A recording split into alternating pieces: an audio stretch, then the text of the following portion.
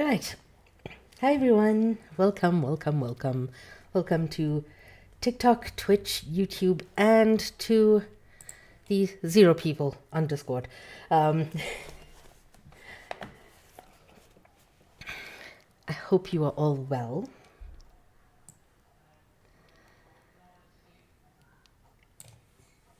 So, it has been 3 weeks since we read Abolition, Feminism Now, and we stopped on page 139. We're getting to a section called Feminist Genealogies. And in the previous section, they spoke about the systemic racism in the legal system. Basically ending off with, if the criminal legal system is barely equipped to indict its own employees, it is completely unable to critically examine and indict its own structure. And the reason that is so important is because if crime is an individual and an individualized issue, then it should be able to hold individuals accountable.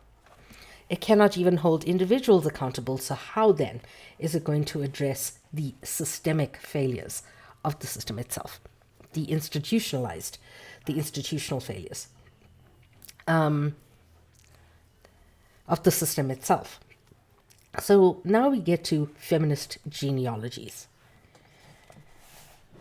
17 years before Laquan MacDonald was murdered, and a decade before Rekia Boyd was killed, communities across Chicago were organizing by necessity to build and define safety outside of policing. We draw attention to the Young Women's Empowerment Project, YWEP, which started in 2002 and closed in 2013. Thank you. I have tea. Yay.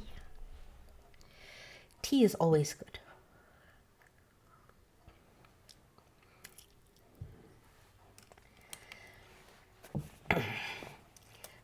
A self-described social justice organizing project that is led by and for young people of color who have current or former experience in the sex trade and street economies. Yes, WT. With a mantra of "we are not the problem, we are the solution," and a practice of mutual aid and harm reduction, YWEP's highly local organizing highlighted how state entities charged with protecting young people, including social workers and police, are a primary source of danger and harm for street-based young people. Today's been a hard day for me because of systemic failure. The systemic failure that I faced today, as of less than 10 minutes ago.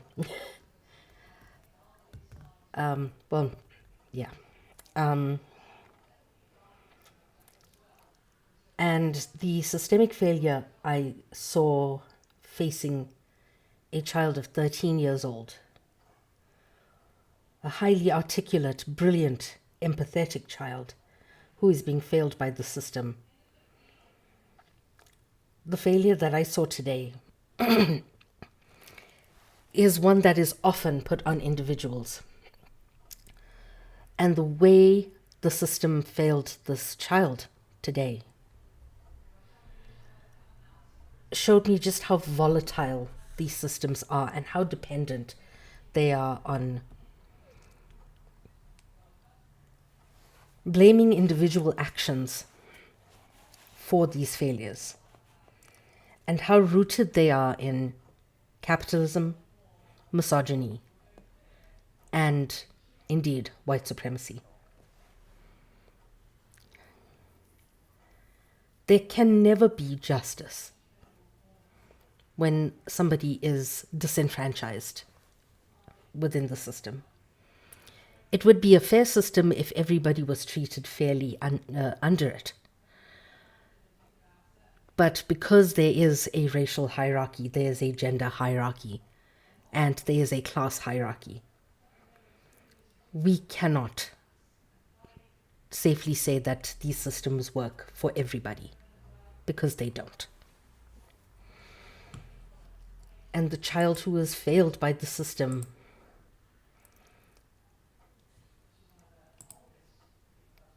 is speaking out, is understanding at every turn, trying to understand at every turn what his rights are.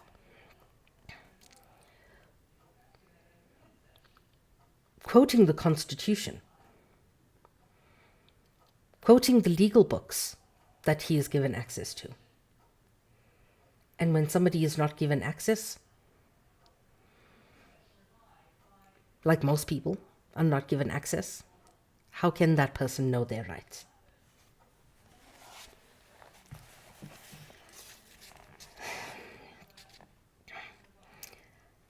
YWEP's popular education campaigns focused on safer sex, needle syringe exchanges, free and affirming healthcare, DIY legal support, and access to free food and technology. From inception, their political education materials, campaigns, and public events function to educate and often alarm other groups working with young people in the street economy. YWEP was preceded by and sometimes overlapped with the cluster of local feminist anti-violence networks that coalesced in response to everyday forms of gender and sexual violence, including A Long Walk Home, Mango Tribe, Aquamoon, Gabriella Network Chicago, Ella's Daughters, Females United for Action, Girl Talk, Women and Girls Collective Action Network, Female Storytellers Igniting Revolution to End Violence, and the Rogers Park Young Women's Action Team. These all centered the violence experienced by young women of color, including street harassment, sexual assault, racism, transphobia, and homophobia. Reorganizing that families, schools, and policing do not offer support or protection, and that harm is not individual and private but endemic and ideologically sustained. These networks, both ad hoc and formal, autonomous and attached to existing larger organizations, demanded not simply services or recognition, but structural and systemic change. In tandem with the ongoing national dialogue outlined in Chapter 2, these forms of organizing and direct action often tied racism, ableism, and capitalism to gender and sexual violence, and moved beyond simply indicting individual perpetrators to offering pathways for communities and neighborhoods to imagine and develop responses to gender and sexual violence. And these organizations that are more often than not run by impoverished community members who generally cannot afford to do this work, is usually the most helpful. Because when you don't have community working in tandem with each other, working together to eradicate violence or to offer support against violence, you will have a community that is so susceptible to falling prey to the systems that ensure that white supremacy, patriarchy, and capitalism thrive. Any questions so far?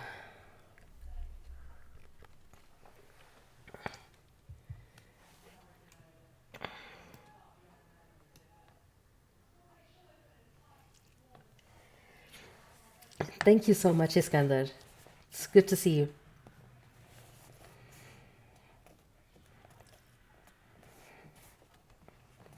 While very few of these Chicago-based anti-violence groups explicitly identified as abolitionist or even feminist during the early 2000s, their zines, spoken word events, street actions, and popular education workshops rejected the criminal legal system's ineffective responses. Their work spotlighted the state's inability to recognize sexual and gender violence as harm, particularly when experienced by young people of color, including and especially those who are queer. When a system refuses to understand or identify a problem, a systemic problem, especially when they're experienced by young people, that is actually ageism. When people are disenfranchised, not because they get older, but because they're younger. And their voice supposedly doesn't count in society because they are supposedly too young to understand certain things. Like this 13-year-old I was speaking about, he knows his rights.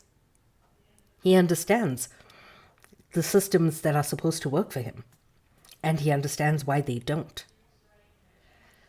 It is unimaginable that a cishet white boy will ever have to defend himself the way this young boy of color is having to defend himself against a system that is supposed to work for him. In this case, the police, the healthcare system, and the social work system. The law is working against him. Chicago was prepared to make different demands after Laquan McDonald's murder, in part because of the labor and analysis of these proceedings, grassroots anti-violence networks.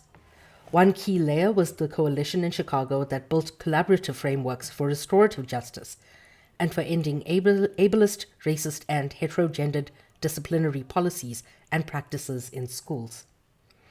Young people of color came together in cultural and political formations, including Blocks Together, Southside Together Organizing for Power, Southwest Youth Collaborative, and Beatty Urbano, to force policymakers to pay attention to school push-out where policies and practices made it impossible for young people to stay in school.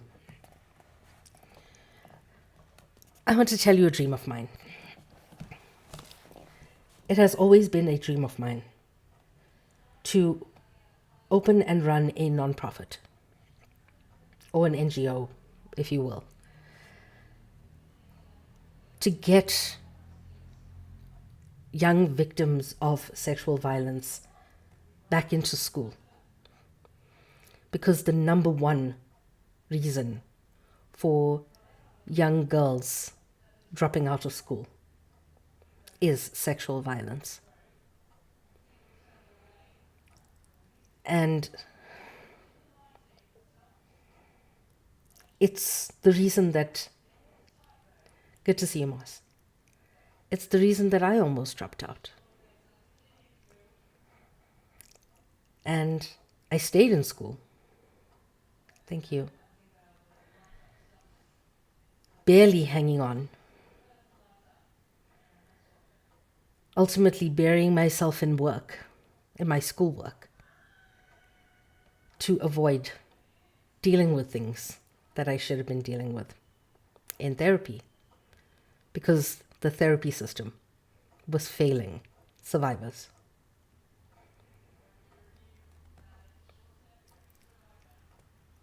I still want to open that NGO. One day.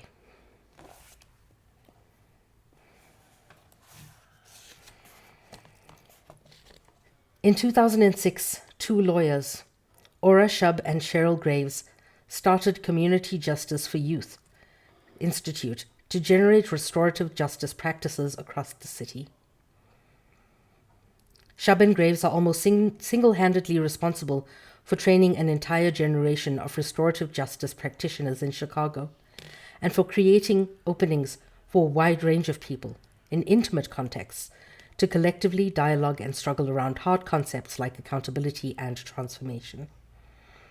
In 2005, Community Organizing in Family Issues, a Southside organization led by and for Black family caregivers, overwhelmingly women, came together to challenge suspension and punishment policies in their neighborhood schools. They created resources and training for adults to build free or low-cost restorative justice practices in schools that worked to stem the movement of young people of color into the criminal legal system. And the school-to-prison pipeline is something that is well studied. So I don't think I have to explain that to many of you.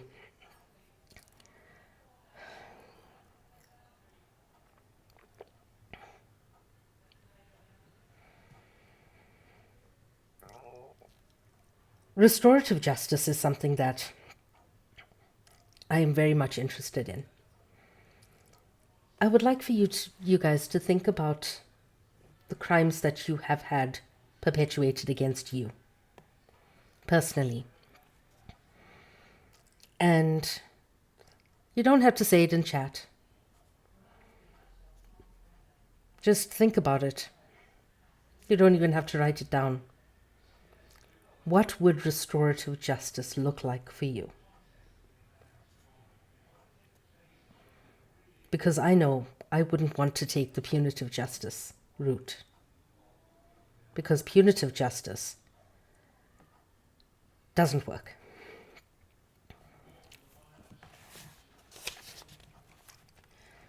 Even though these organizations still train communities in radical alternative ideas and practices of safety, accountability, and transformation, the landscape that shapes and defines restorative justice has changed. As noted in an earlier chapter, the carceral system has co-opted the language and some of the practices of restorative justice, disconnecting this work from its origins as a community-driven practice of accountability and transformation. These practices of abolition feminism made visible and challenged both the state's failure to support women and other structurally vulnerable constituencies, and the violence inherent in state-run or state-supported systems and institutions, ostensibly designed to protect. In 2013, after years of organizing with young people like herself in the foster care system, Charity Tolliver started Chicago's Black on Both Sides, or BOBS.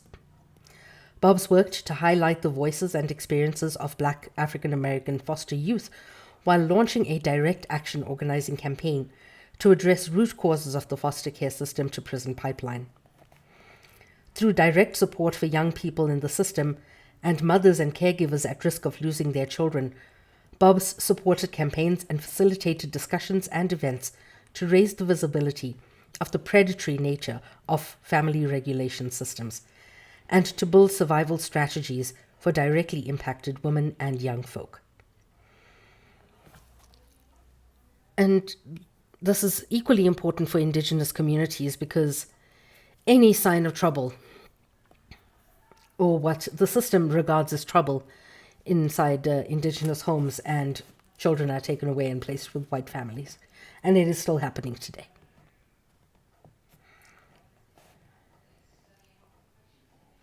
BOBS explicitly supported 2 national and local campaigns against the expansion of mandated reporting and against laws that criminalized co-sleeping, when a caregiver, usually a mother, shares a bed with an infant or child.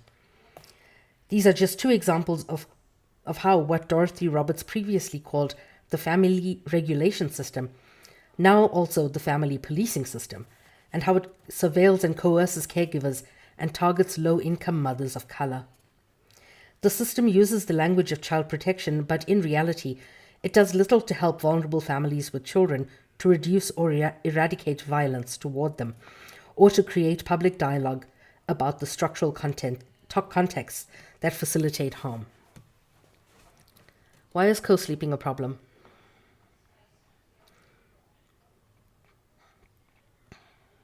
When somebody can only afford 1 bed.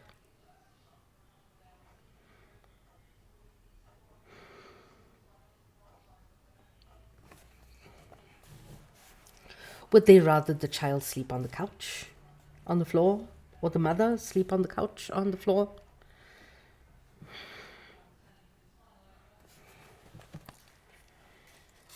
Somebody I worked with once said that that child protective services said, "Why don't you sleep in the tub?"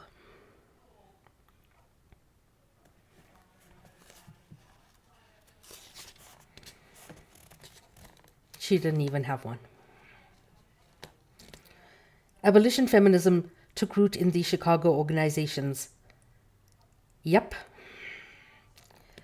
Took root in the Chicago organizations, challenging the family policing system, but also in movements working to rethink the limited reformist demands of mainstream immigration movements. Local migrant justice organizations, particularly the Immigrant Youth Justice League, established in 2009, came together to oppose migrant criminalization and deportation under both the Bush and Obama administrations. Shaped by their own experiences and also by emerging national and local contexts, many organizers began to reject the paltry legislative frameworks that rendered most people outside of the limited protection from deportation afforded by the DREAM Act. Organizers began to center an analysis that did not cleave immigration and customs enforcement from the prison industrial complex. They support each other. As exemplified by the popular chants at the 2006 migrant justice marches in Chicago and across the U.S. Yo no soy criminal. New organizations emerged, such as Organized Communities Against Deportations, with an explicitly intersectional framework that centered the non-disposability of all migrant people. As Chicago cultivated a small but thriving landscape of grassroots organizations that began to identify explicitly as abolitionist, the language and analysis of abolition feminism proliferated and deepened, influenced by the national and increasingly local work of insight and critical resistance. It all comes back to these two, right? Insight and critical resistance. These are organizations that had their failures, but deep impact on the kind of work that we are trying to do. Speaking of which, I haven't watched that movie for a long time. Oh, if anybody wants to watch Empire Records, I'm going to be screening Empire Records after Moss finishes class today. I don't know what time that'll be, but yes, we're going to be watching that on the server.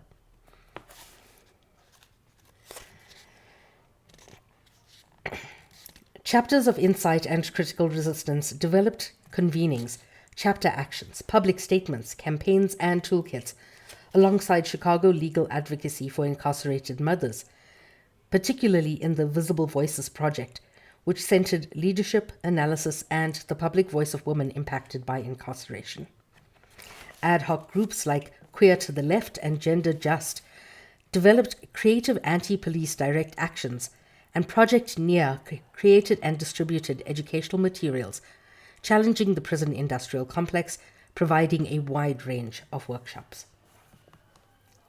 Okay, gotcha.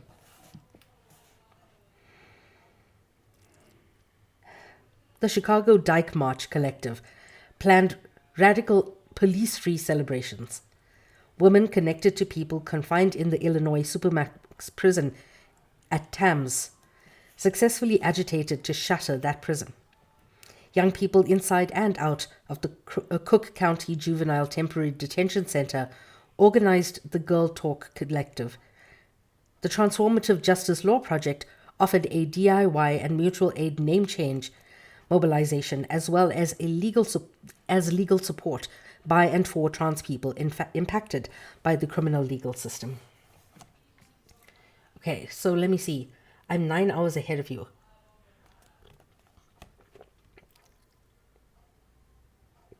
That's 2 a.m. Yeah, that's doable.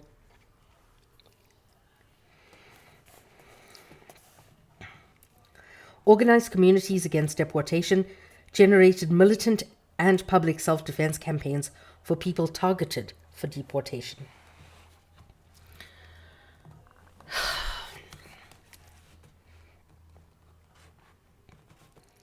What is the common thread among all of these movements that we are talking about and all of the issues that the US is facing right now?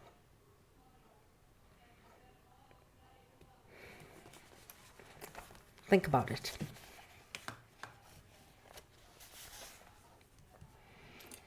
These currents of feminist and abolitionist organizing propelled new lines of inquiry and gave new traction to old demands. For example, this network insisted on the recognition of the state as a key perpetrator of violence and supported organizing that enabled new forms of visibility for racist police violence. For decades, groups had pushed for the city to be accountable for the violence of policing. Between 1972 and 1991, more than 100 black men and at least one woman were subject to torture under the Chicago police commander, John Burge. A report to the United Nations Committee on the Elimination of Racial Discrimination detailed the following. The torture was intentionally inflicted to extract confessions, and techniques included electrically shocking men's genitals, ears, and lips with cattle prods, or an electric shock box, anally raping men with cattle prods, suffocating individuals with plastic bags, mock executions, and beatings with telephone books and rubber hoses.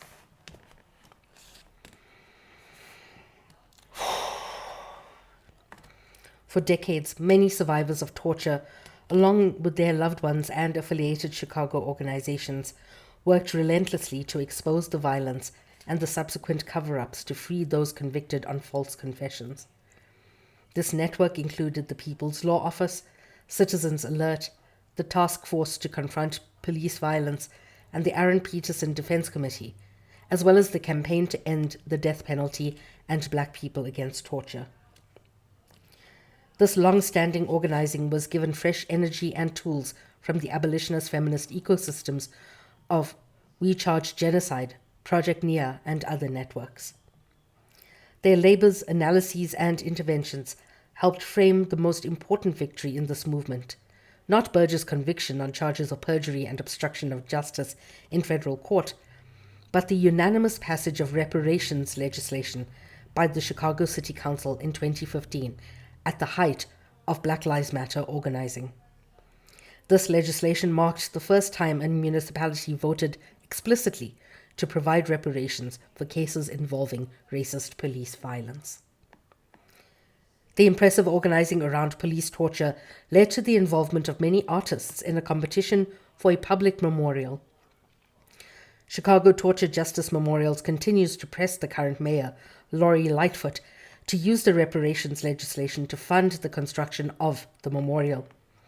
This organizing related to police torture expanded our analysis to recognize and center the violence of policing, far from being exceptional, as many marginalized communities, including sex workers, unhoused people, and young folk, intimately recognize the everyday work of policing, its regulation, coercion, and violence.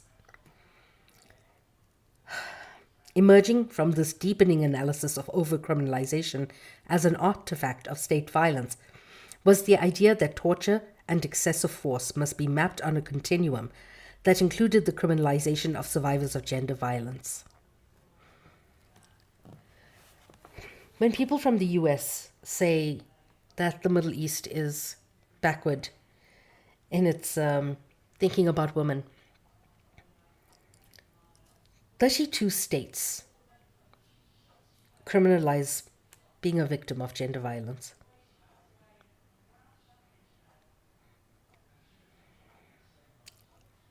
That's food for thought.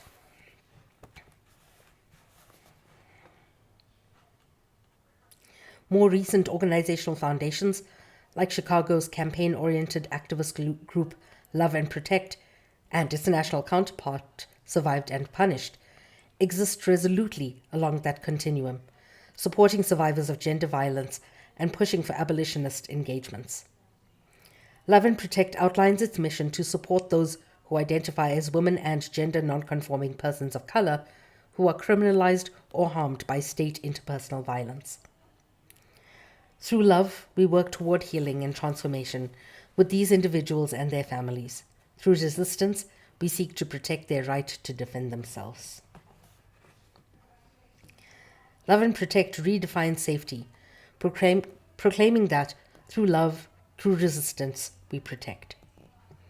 In shifting the narrative, Love and Protect argues that survivors can only be defended by defunding the police. Prisons do not support survivors, they punish them. Both because incarceration is not protective, and as Monica Cosby and others suggests, prisons and detention centers are centralized locations of physical, sexual, and emotional abuse. Importantly, Love and Protect not only works on individual cases to set criminalized survivors free, It also produces political education materials designed to educate the public about what many survivors want and need, to build a culture and definition of safety that does not rely on incarceration. Any questions or discussion points so far?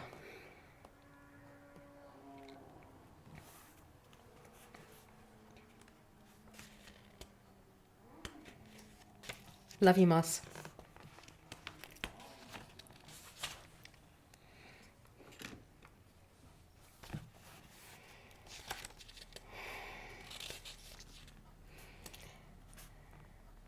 Tackling the intimate and everyday violence experienced by those marked as disposable by the state.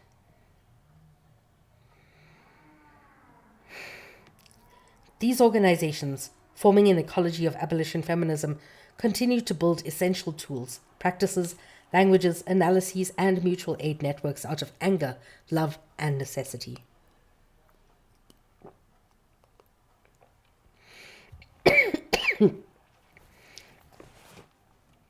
When people say that we are so angry as a retort to our righteous anger, as a pejorative, I should say, I say, yes, I am angry. Wouldn't you be?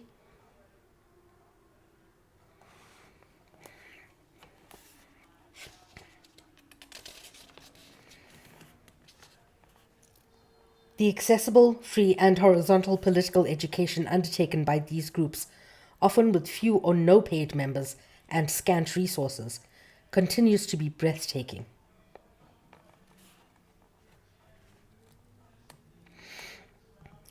The public convenings where people who are directly impacted shared analyses about how to intervene and interrupt the violence inflicted by the state.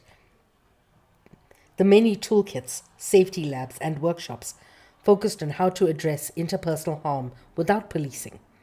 The resource, services, and support for survivors, broadly conceived. The mutual aid initiatives to pool resources for rent, gender-affirming surgeries, bail, food, and parities, and the essays, books, articles, and posts that fleshed out how people foster accountability, healing, and transformation outside a carceral framework. The list of events, campaigns, resources, and workshops is endless. Transformative justice and abolition workshops, a summer communiversity on a prison industrial complex, prison pen pal meetups, reading and study groups, Saturday morning circles for formerly incarcerated people, film screenings of Visions of Abolition out in the night in southwest of Salem, and safety labs that offered the opportunity to role-play how to intervene in everyday experiences of interpersonal harm without police presence. Sometimes joyous, always imperfect, and done with the expectation that change is relational and rarely immediate. These events and groups create the necessary conditions to imagine, practice, and strengthen abolition feminism. The lineage and practice of this grassroots feminist ecosystem builds accountability and safety outside of what is known as law and order. At times, the slow work of building up our collective capacity to imagine and act in ways that do not expand the prison industrial complex has felt and continues to feel interminable, messy, a kind of familiar yet chaotic beauty of 2-hour meetings that stretch into 3, or a circle where the introductions take far too long. Another spoken word performance, a version of the same crucial question from the participant: what about the really bad people? And despite this ecosystem, too many times the practices are not enough. For example, when one organizer sexually harms another, persisting even in the face of these urgent, heartbreaking conditions. Over the first 2 decades of the new millennium, Chicago rehearsed and strengthened muscles and tools for a time to come. Dreamed up and carried out by women, non-binary and other queer people. This is the always urgent, slow time of abolition. And that is that section. Any questions? I see one of my mentors in here. How are you, Doc?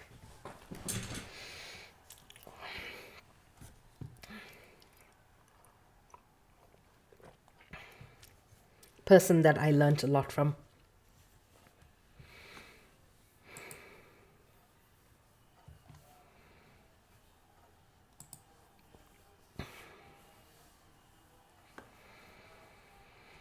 Yeah.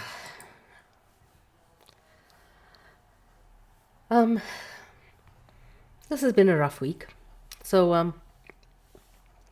I'm going to call it there. Even though it's only been 40 minutes of reading.